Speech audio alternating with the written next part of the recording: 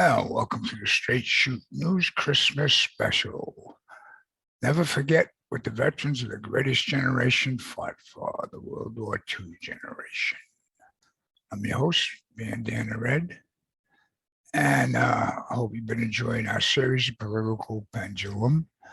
And I think it's fitting tonight to mention that again for the show we're going to be covering. We'll be covering how the political pendulum swings with hypnotic effect from left to right, right to left, left to right again and again until freedom and liberty is completely eroded away. The freedom and liberty these brave men in World War II fought and many gave their life for. Now, our defense is the U.S. Constitution and the Bill of Rights, as we show you every show. That's what it's all about. And all laws repugnant to the Constitution are null and void. Marbury versus Madison, Supreme Court decision from 1803. You have no time for the carnival barkers. And now we're going to add to it the self-serving politicians, all taking advantage of the street talkers. Everything you're going to see tonight will be used under fair use laws. I'll show you clips from World War II, your European campaign. This week, Congress passed an omnibus bill. Totally violates the U.S. Constitution, and not the principles these men fought for. Remember, these men that fought, and many died for, they were raised to believe in the Constitution. They followed their orders to defend the Constitution. They were raised that way. And what we're going to show you tonight is going to be, well, it's not going to be too graphic. There are going to be some scenes in there that could unsettle some of you, but it shouldn't be too bad as long as you get the point. And that's what we're going to get across. So we're going to start off. We're going to play some scenes from the Battle of Bitche, and then we're going to follow by the Ardennes offensive, which is known as the Battle of the Bulge. Well, we want you to pay attention because you need to understand what all the sacrifice was about, especially on Christmas Eve. This is where these kids were, and most of them were just kids sitting out in the cold. Let's start, and we'll go from there. We're young, very, very young, and we were children. And I read a book at some point by a man named Paul Fussell. He talks about the Boys' Crusade, and that he meant World War II. And when you think about it, it was exactly right. I mean, we were 18. We were green, and if we admitted it or not, we were scared. We went up on a hill, and supposedly a truck or a little small truck was supposed to bring up our sleeping bags and so forth, but it didn't. It was snowy, and winter was beginning. But we did have 2 blankets between us, and there was about 8 of us. And we put a blanket on the ground, on the snowy ground, another blanket on top of us, and all 8 of us squeezed together underneath that one blanket. And every so often somebody would say, let's shift, and we'd turn and roll over to the other side.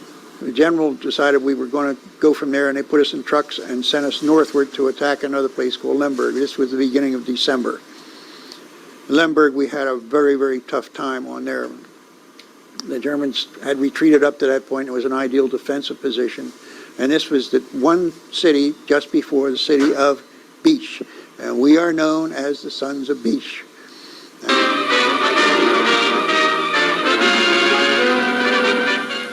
Massed Allied pressure plans von Rundstedt's Nazi legions in their drives through the Ardennes forest.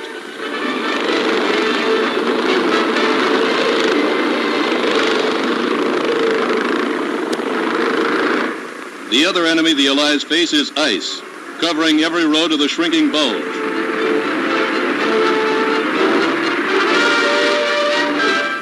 But one way or another, American supplies and guns go forward, slipping and sliding.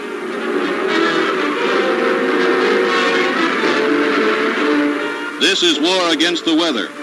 Sand helps, but mostly it takes grim determination by British and American forces under Field Marshal Montgomery in the north and General Bradley in the south to push on. Through icy forests and along slippery roads, the infantry of the American 7th Army slogs toward battle.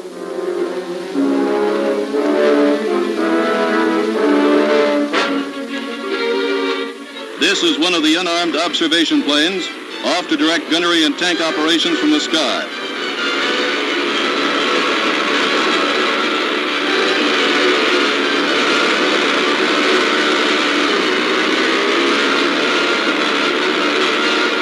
The snowbound tank below gets the signal to fire.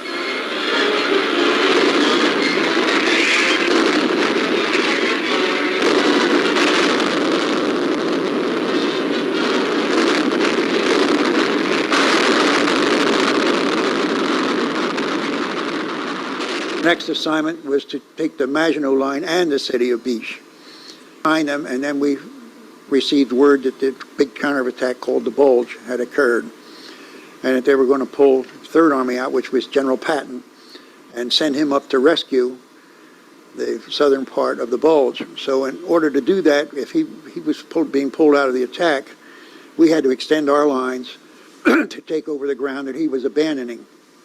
So that we did, and we went over to the defense, and we were warned that we were going to be attacked. Be ready for something big. Set up our defenses. Something big's coming along. We got intelligence. So we set up all kinds of defenses. All kinds of barbed wire, all kinds of mines, all kinds. We zeroed in all of the artillery in our rear on certain points in front of us. And my place in Remling was looking out over across the field where there were some cows in a place called Gudekirch, a little village called Gudekirch, maybe 500 or 600 yards away. And I could hear the Germans over there working, playing. And we were in our holes, digging and digging, making them deeper and securing them. And at nighttime, we'd jump out of them and get our food and come back in. Christmas Day comes along, and so some of the members of our A&P squad were put up with machine guns on an outpost line of resistance, and our only purpose was to alert the troops that the enemy was attacking, and everybody else in the front line was pulled back so they could have a good Christmas dinner, which seemed to us pretty good. And they did send a Christmas dinner up to us on the lines. But just at the moment that the Jeep arrived, the Germans did attack. And our objective was not to stand and fight, was to just maybe fire our guns and retreat right away, let them know we were there and then back away. And we did that. And I remember running carrying a tripod of a machine gun, and tracer bullets were landing in the frozen dirt around me. And some of the units that were in our general area were called up to the Battle of the Bulge, and much of our artillery and armored support had to go up there and left us to hold very thinly a line. We had to stop advancing in effect. On New Year's Eve, on New Year's Eve they attacked us, and for about a week or 10 days after that, there were continuing battles, and then we dug in basically for the rest of the winter because there just weren't enough of us left. On our right side, a big recon unit completely abandoned their positions and gave it to the Germans, and through there Germans caused a lot of havoc. But where the 100th Division was, our reserves covered that area, and they could never push us back. So all the damage for that attack was around us, but not where we were. We found out later that the town of Ridling, where we were, was supposed to fall in 4 hours, and we voluntarily evacuated to straighten the lines up after 7 days. And after we evacuated, all these areas in that town were all previously triangulated by artillery, and artillery blasted the town when we figured the Germans had gotten into it. So we feel pretty good about our fighting at that attack, and that was the German offensive Nordwind, which was the last major German offensive, and actually we had caused it to fail. Many Nazis wearing parts of Allied uniforms are captured.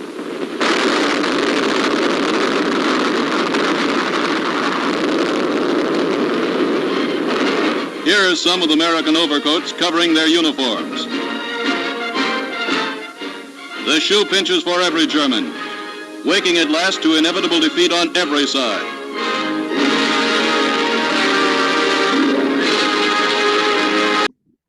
Let's give you a little background on some of that. These boys were spending their Christmas living in holes in the ground. They had to hold their ground. They had to war against the weather. It was pure determination that kept them going. There was no holidays in war,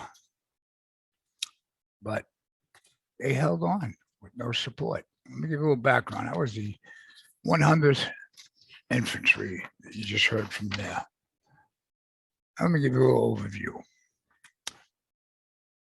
Their contributions and sacrifices a group of 13,000 soldiers, specially trained units.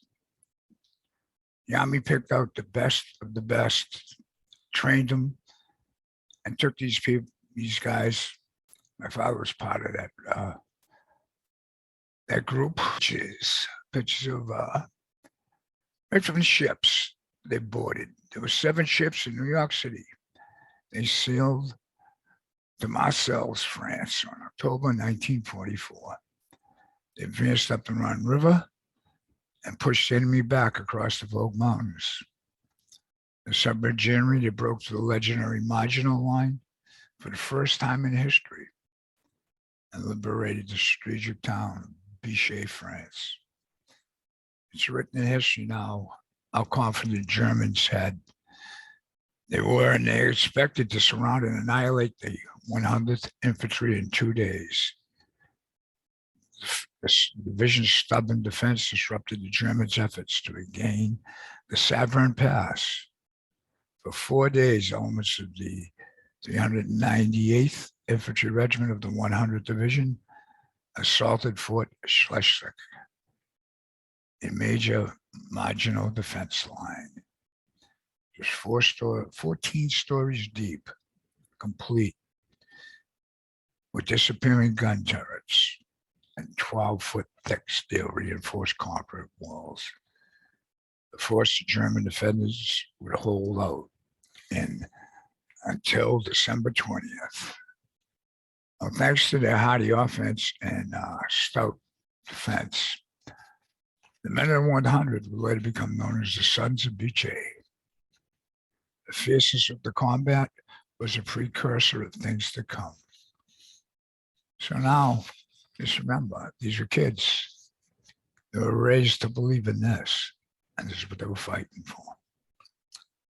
But now we're going to move, and we're going to play you some clips from the Battle of the Bulge.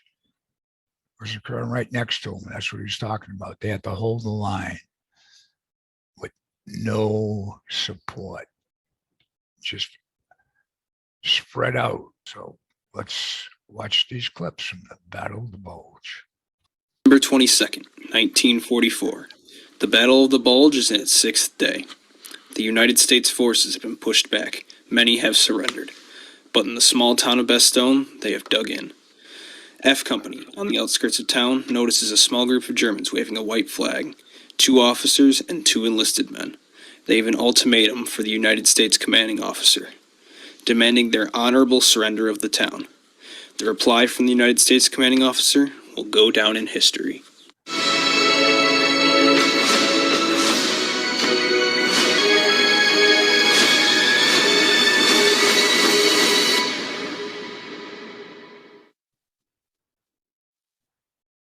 December 16th, 1944, 5 days earlier. Hitler's last roll of the dice in the West. Operation Voges am Rhine. Purposely sounding defensive. 14 infantry divisions and 5 panzer divisions initially made up the push to try and capture the River Meuse, then onto the port of Antwerp. If that port could be taken, it could significantly slow down the Allies' advance.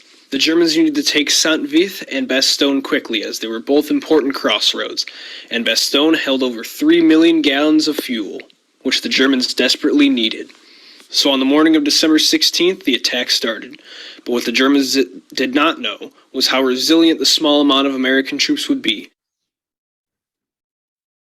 The next day, December 17th, 1944, members of Kemp Group Piper execute 84 prisoners of the 285th Field Artillery, known as the Malmedy Massacre.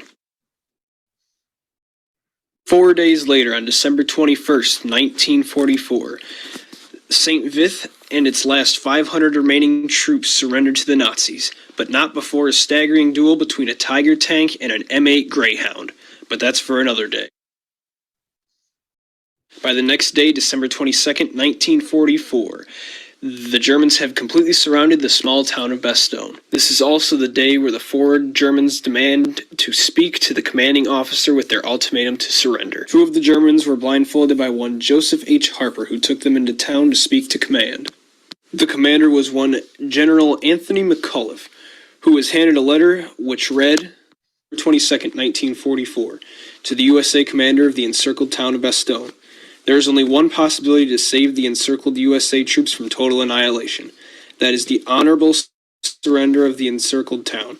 In order to think it over, a term of 2 hours will be granted beginning with the presentation of this note. If this proposal should be rejected, 1 German artillery corps and 6 heavy AA battalions are ready to annihilate the USA troops in and near Bastogne. The order for firing will be given immediately after this 2-hour term. All the serious civilian losses caused by this artillery fire would not correspond with the well-known American humanity, the German commander. When McAuliffe was first handed the letter, he asked if they wanted to surrender. He was told no, they want us to surrender. When told that, he was furious. He took the paper and then said, "Us? Surrender? Aw, nuts." Then dropped the paper on the floor. The general did not know how to respond when his staff lieutenant Harry Kinnard, sorry for pronunciation, told him, quote, "What you initially said would be hard to beat," to which McAuliffe replied, "What do you mean?" Kinnard then said, "Sir, you said nuts." Then all the members of the staff agreed cheerfully. McAuliffe wrote this reply to the German command, December 22nd, 1944, to the German commander, "Nuts, the American commander." The reply was then taken back to F Company command post along with the German major. When the Germans got back to their lines with the note, they did not understand the American slang, asking what this meant. Joseph H. Harper, who took the Germans to the command, and his translator, a medic Ernie Permitz, discussed how to explain it. Ernie would tell the Germans, "Du kannst zum Teufel gehen," you can go to hell, which Harper added, quote, "We'll kill every goddamn German that tries to break into this city." The Germans took it back and then resumed their attack. But Bastogne would not fall. After numerous attempts and after 5 days, the encirclement was finally broken by General George S. Patton's Third Army. Bastogne was the turning point of the Ardennes offensive, halting the Germans who up until Christmas was gaining a lot of ground in their last major offensive. But the siege of Bastogne was just the beginning of the fight that would last another month and would not end until January 5th, 1945.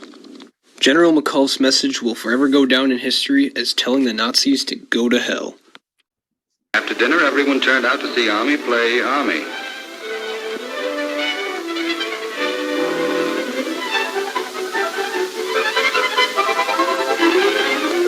Yeah, that sure was one gay holiday season. There was a strip of land called the Hurchin Forest that had to be fine-combed before we were out in the clear.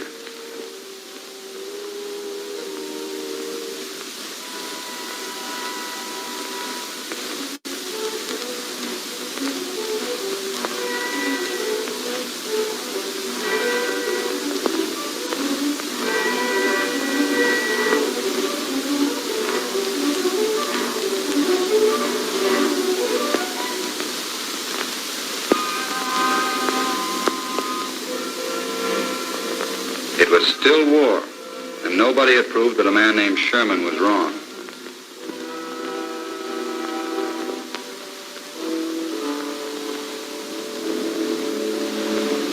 The holiday season was winding up, and if your outfit wasn't on the move, you made little plans.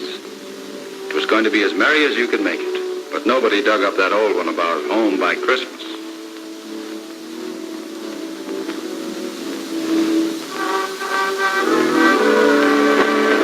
For most of us, a Merry Christmas never did come on. The Krauts had pulled another one out of the hat. The Ardennes breakthrough.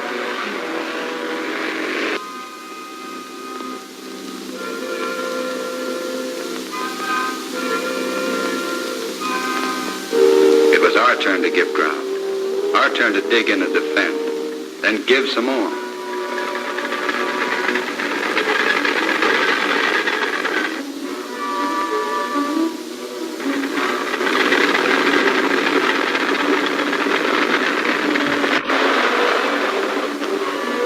People who had come back to their villages were on the roads again. The Boche was coming back. They knew what that would mean.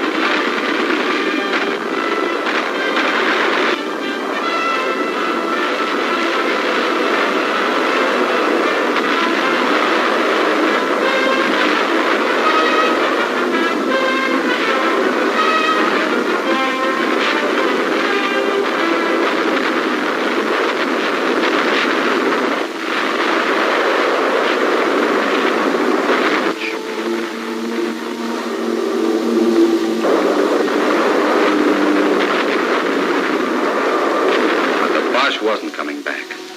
At a place called Bastogne, he was going to be stopped cold.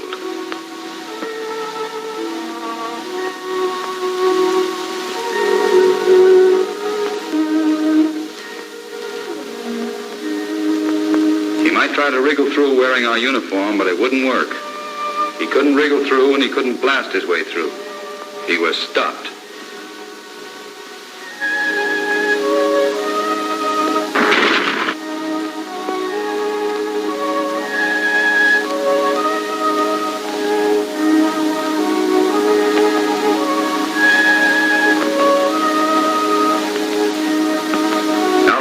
But he was going back where he came from.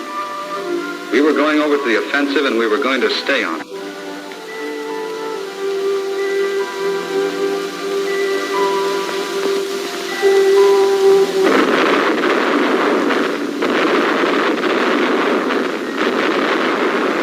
The country we'd already paid a price to win would have to be won all over again. It sort of made you sick inside, but fighting sick, if that makes any sense. Did to us.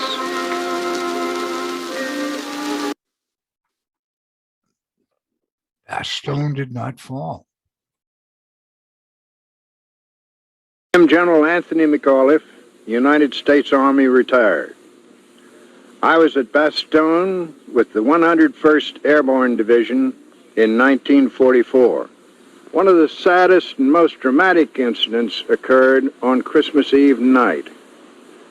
We had asked for volunteers when we lost our hospital, and a very fine trained nurse, the daughter of the village hardware storekeeper, Renee Lemaire, volunteered. She took charge of a group of wounded from the 10th Armored Division in a house on the main street of Bastogne.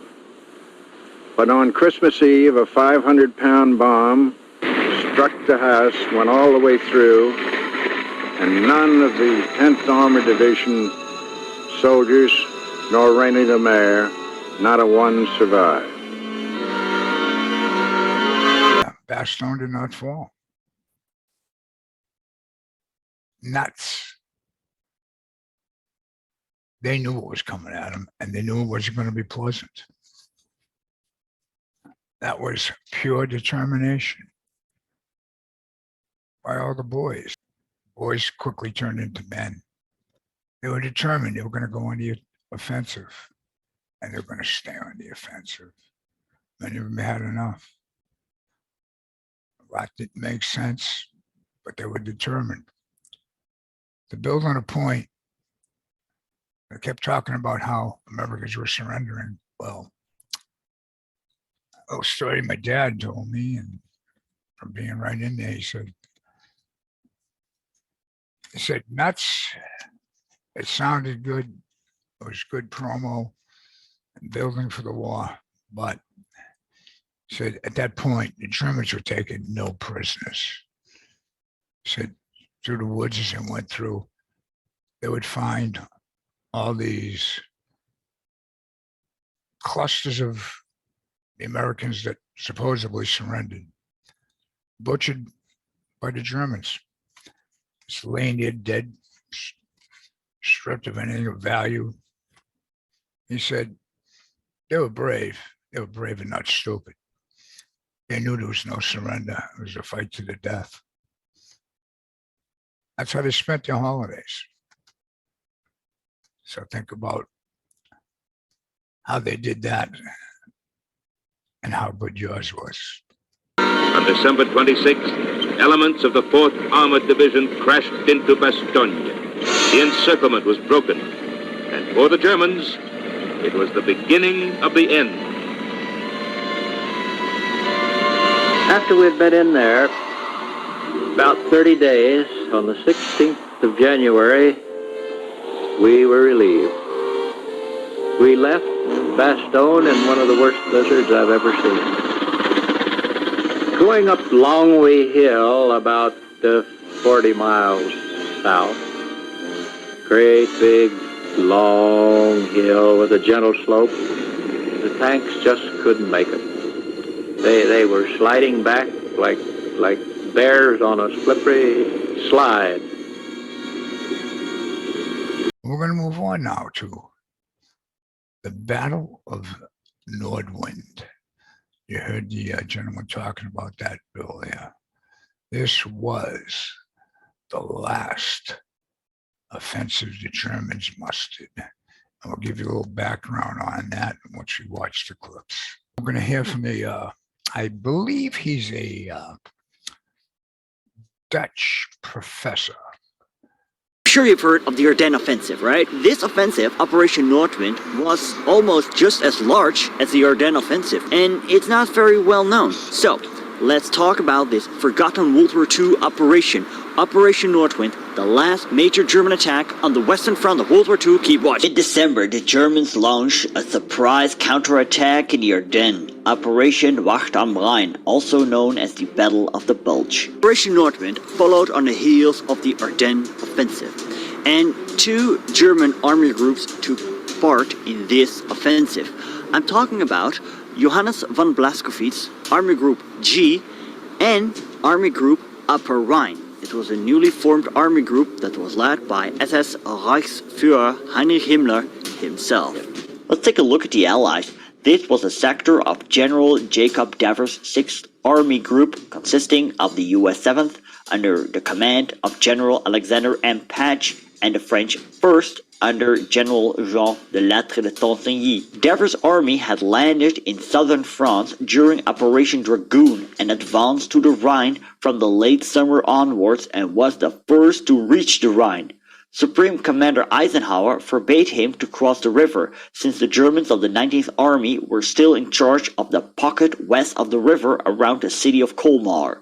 Furthermore, Eisenhower requested division after division from him to reinforce the American troops in the Ardennes, when the Germans launched an offensive there. Towards the end of December, 6 weak divisions were spread out over a 126-mile front from Sarreguemines to Lautenburg to Strasbourg. Just before midnight, On the 31st of December 1944, the German offensives took place.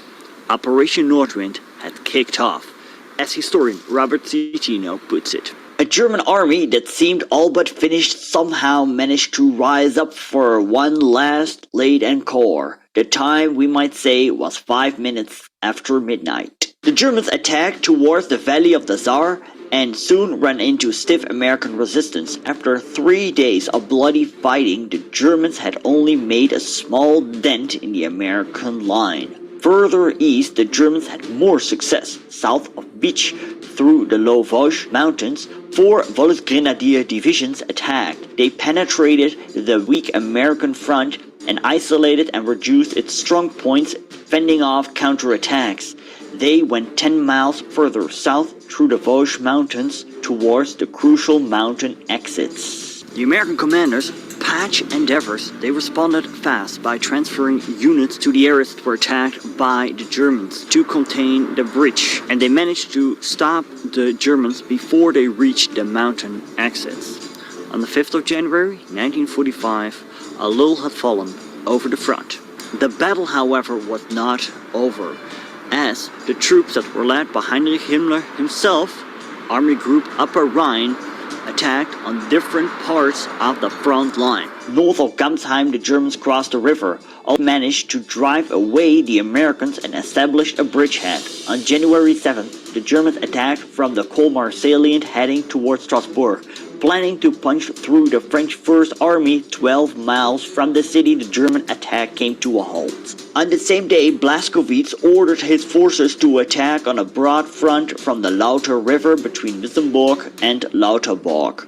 None of the German panzer units was at full strength. The US front here was nothing more than a few rifle battalions that caved in almost right after the German attack commenced. The Germans moved to the south and the west, making 10 miles in 2 days. Their attack got delayed because of minefields and bad weather, not because of the American resistance. The Americans took up positions between the villages of Ardennes and Rittershofen. Interesting enough, the American defenders, they made use of casemates that were previously part of the French Maginot Line. And because the Battle of the Bulge was in full swing, the Americans couldn't receive reinforcements. 10 days of bitter fighting followed, and because it was such a flat terrain, American GIs referred to it as a pool table, and the American artillery wrought havoc among the German attackers. The Germans, they used flamethrowers to reduce the casemates.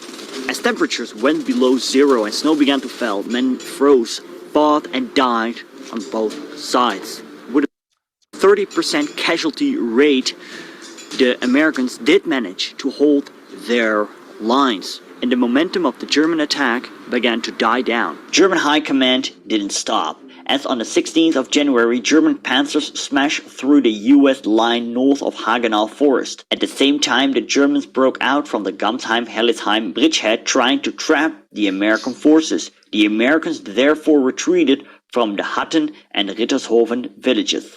By now, the Battle of the Ardennes was over, and the Western Allies, they received reinforcements. As the Germans made another attack on the 24th of January, the Americans managed to stop it.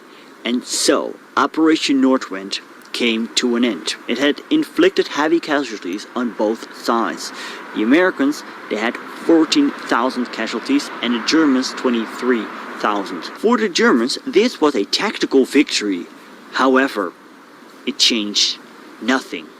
As historian Robert Citino says, the Nordwind offensives of January 1945 saw the Wehrmacht doing the one thing it knew how to do. In its last great offensive, fighting within the narrow confines of Alsace, a cockpit for Prussian and German armies for centuries, the army of the new superpower gave it all that it could handle. It gave it all. They gave it all. As the gentleman told us earlier, they're all spread thin. The Germans weren't done. They just kept hitting and hitting. And the Americans held their ground. It was like give and take. Like I said, these were kids. That's where they spent their holidays. They froze to death, 30% casualties. That's devastating. But let's give you a little background on the Battle of Northwind. Operation Northwind. The plan called for General Hans von Obstfedler's German First Army to attack southward from the west wall into France through Bitche and the Saverne Gap and the Weissenberg Gap. Between the low and high Voges mountains of Alsace-Lorraine and link up with another thrust northward by their 19th Army. One of the Germans' main objectives was to take that Saverne Gap, 20 miles north of Strasbourg. It was a narrow gorge-like pass, less than 100 yards wide, in places to cut through the Voges mountains from Azerviller to Saverne. And into the difficulty of fighting this area was a string of Maginot forts that the Germans had captured earlier in the war. The two armies they envisioned would meet east of the Saverne Gap and recapture the city of Strasbourg and trap the U.S. 7th Army in the northern Alsace. And as was explained, the elements of Patton's Third Army out of line, General Patch was suddenly faced with stretching his forces almost to the breaking point. Like someone trying to, they describe it in the history books like someone trying to spread a single pat of butter to cover the entire loaf of bread. Patch's 6 infantry divisions had to cover a front of 126 miles. As the U.S. Army officials in the history books states, this worked out to be 20 miles of front per division, 6 miles per regiment, or 2 per battalion. With the 2 armored divisions, the French 2nd and Major Roderick R. Allen's untested U.S. 12th and reserve. Patch had directed the hardships, the Haslip's 15th Corps, and made up of the U.S. 44th, 100th, and 103rd Infantry Divisions to cover 35 miles of front to the west of the Voges Mountains. Well, it turned out to be quite a heroic feat by the U.S. and French forces. As the members of the 100th Infantry stated, what they had done had forced the Germans to change their plans and forced these attacks in other areas. It seemed there that you would think that it looked like clear sailing. But unfortunately, for most, these Germans weren't ready to surrender their homeland. They still had to get more of a job done. They had to clear a path to the Rhine to get to Berlin. It would be the only way to end the war. These men of the 100th and other divisions needed to go into Heilbronn because it needed to be taken. The 10th Armored Division and a battalion of the 100th Infantry Division received orders to seize the town of Heilbronn and continue east. I am Lieutenant Colonel George Hamill. During World War II, I was a company commander in the 21st Tank Battalion, 10th Armored Division. The division had been ordered to seize the city of Heilbronn, a key communications center. And our battalion, Task Force Riley, had driven up to the very gates of Heilbronn, only to find that the bridges across the Neckar River were blown in our faces. The division was then ordered to attempt to cut off Heilbronn from the rear. Task Force Hankins crossed the Neckar River north of Heilbronn and made a wide sweep into Crailsheim. They ran into very little opposition. We were ordered to follow Task Force Hankins, pass through at Crailsheim, and continue on toward Schwäbisch Hall.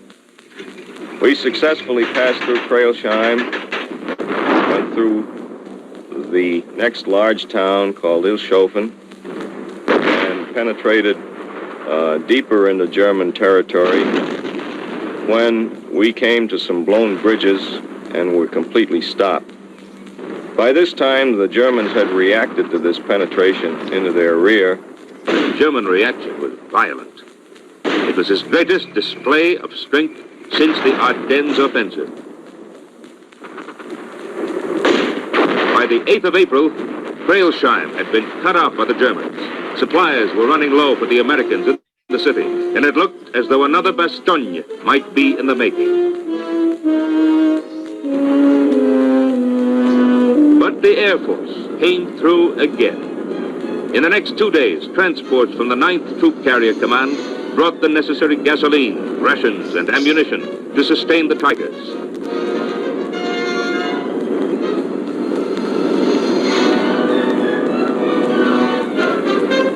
Despite their ability to beat off one enemy attack after another, the Tigers could not maintain supremacy of Crailsheim without reinforcements, and reinforcements were not available. As a result, the mission was changed, and the division ordered to withdraw from the area.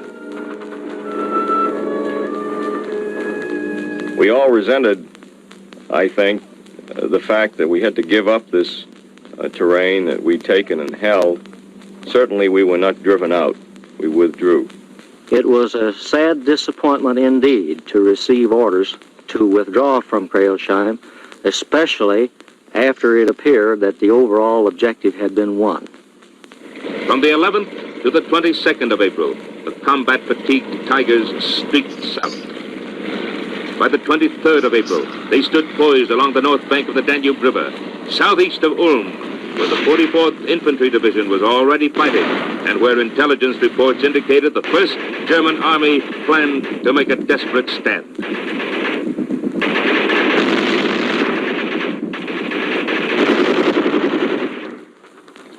The city fell in a matter of a few hours as the lead vehicle passed the outskirts of the town at 8:54 in the morning.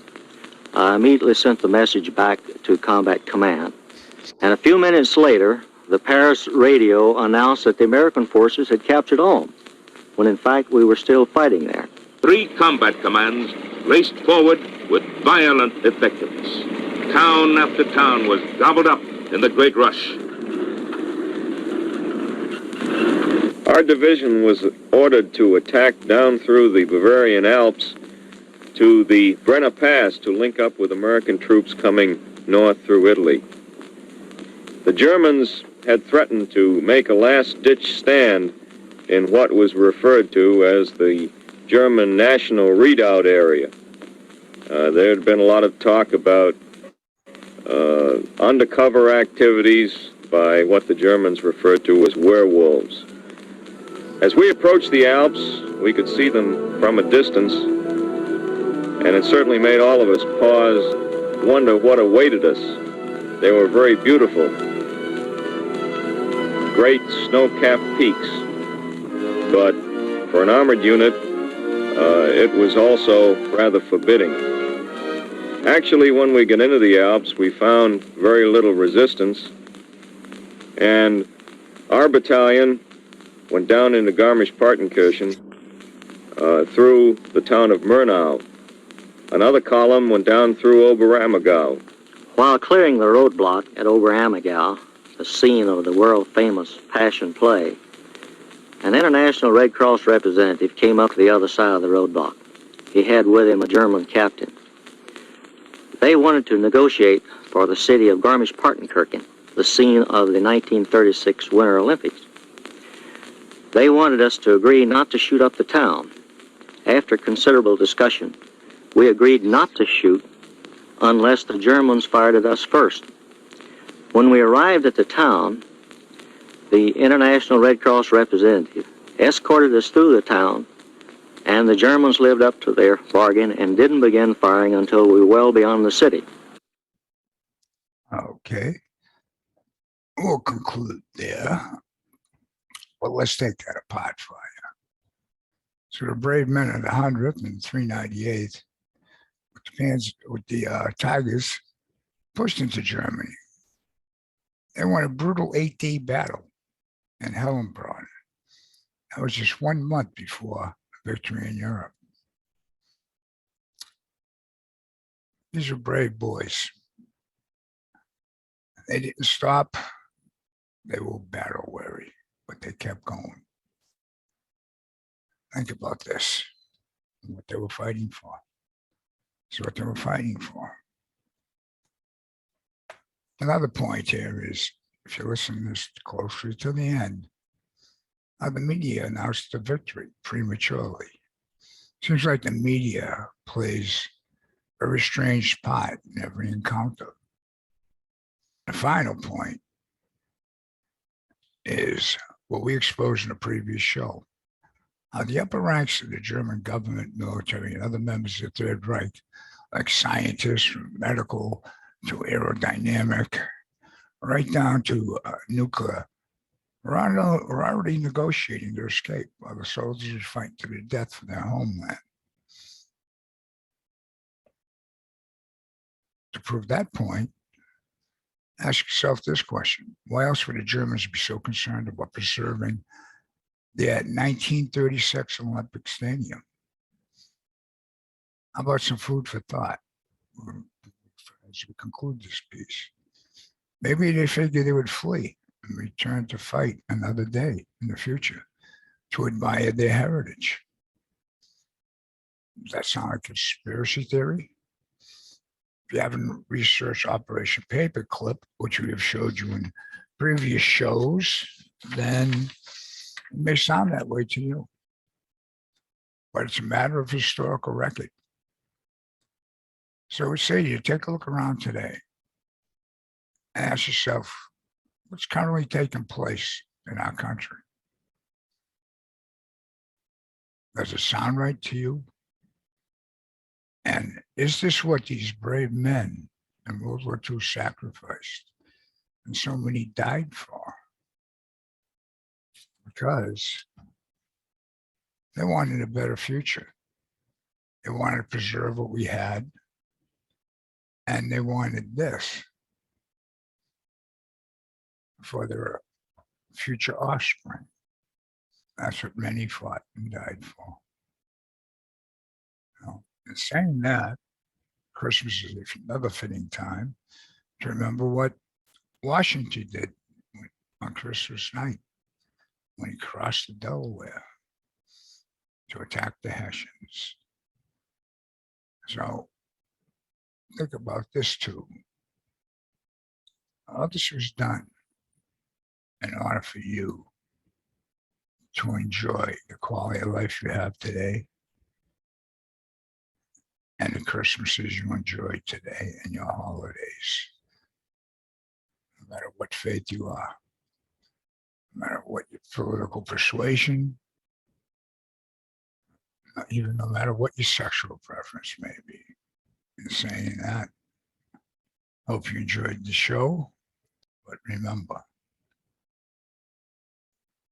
you need to be educated in the principles of this. Not only the average citizen, but our military and our politicians as well. If not, what they all fought for was in vain.